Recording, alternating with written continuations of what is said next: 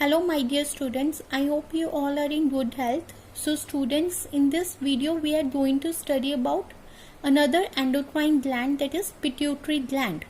So let us see where it is located. So it is a small gland of the size of pea seed. So the size of this gland is similarly or equals to the size of the pea seed, and it is attached to the base of the hypothalamus in the brain by a stalk. So where it is present? It is present in the brain and it is attached to the base of hypothalamus. So what is hypothalamus? It is a very small region of the brain. This hypothalamus, it is considered a link between the nervous and the endocrine system. The hypothalamus, it further controls the role or the functioning of the pituitary gland. So pituitary gland is present at the base of the hypothalamus in the brain by a stalk. Then there is a function. It is a master gland. The pituitary gland is known as master gland. Why? Since it regulates the functioning of almost all the other endocrine gland. This means if pituitary gland is functioning properly, then the other endocrine glands will function in a normal way. Why? Since pituitary gland is a master gland and it further regulates the functioning of almost all other endocrine glands. Now lobes. So pituitary gland, it is formed of 3 lobes: anterior lobe, posterior lobe and intermediate lobe. So the lobes of the pituitary gland are 3, that is anterior lobe, posterior lobe and intermediate lobe. Means this pituitary gland, it is having 3 parts, that is anterior, posterior and intermediate.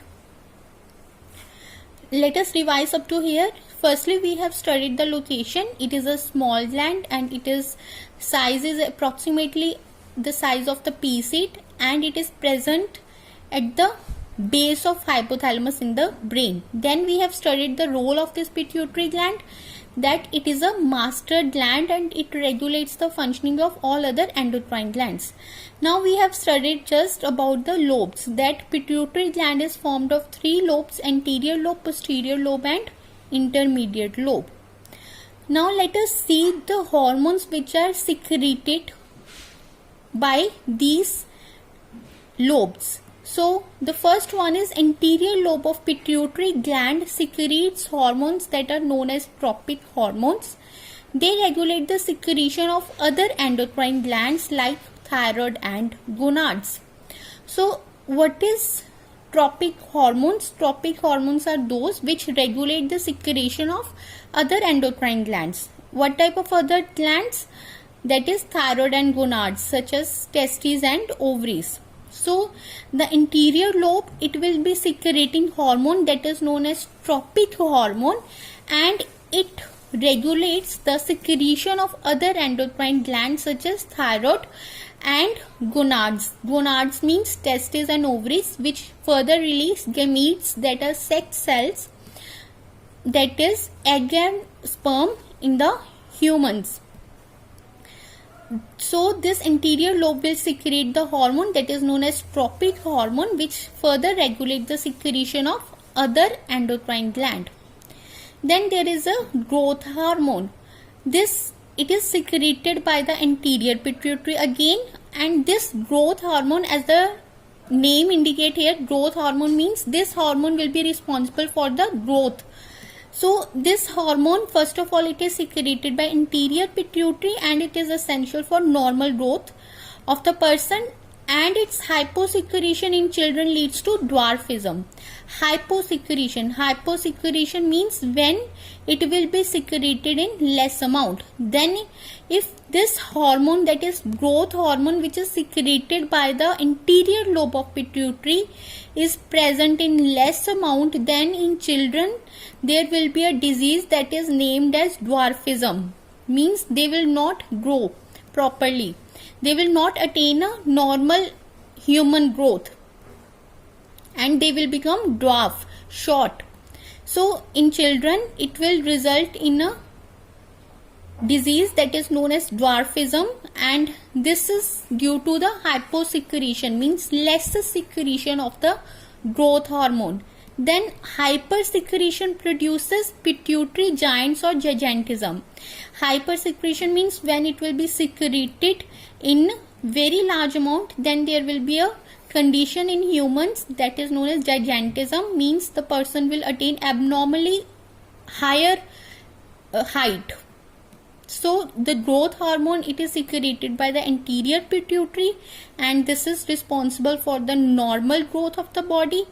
And its hyposecretion means when this hormone, that is growth hormone, it is secreted in less amount. In children there will be a condition that is known as dwarfism. Dwarfism means the children will not attain a proper height and they will lead a shorter height. They will not grow in proper size. Then if this is secreted in higher amount, that is hypersecretion, then there will be abnormally higher increase in their height. So that condition is known as pituitary giants or gigantism. Then there is a posterior lobe of pituitary. It further secretes hormones, that is oxytocin and vasopressin hormones. So the posterior lobe of pituitary, it secretes hormones, that is oxytocin and vasopressin. The oxytocin hormone, it helps in milk expulsion and in childbirth. So oxytocin hormone is very important in pregnant ladies since it helps in the childbirth as well as in milk expulsion.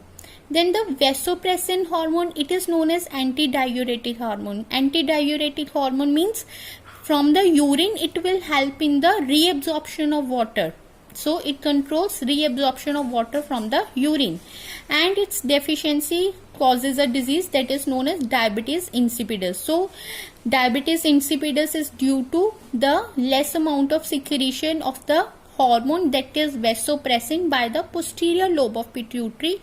Then there will be large amount of water will be excreted out from the excretory system through urine. So vasopressin, it is an antidiuretic hormone and it controls the reabsorption of water from the urine, and its deficiency causes a disease that is known as diabetes insipidus. So students, this is about your pituitary gland. Take care everyone.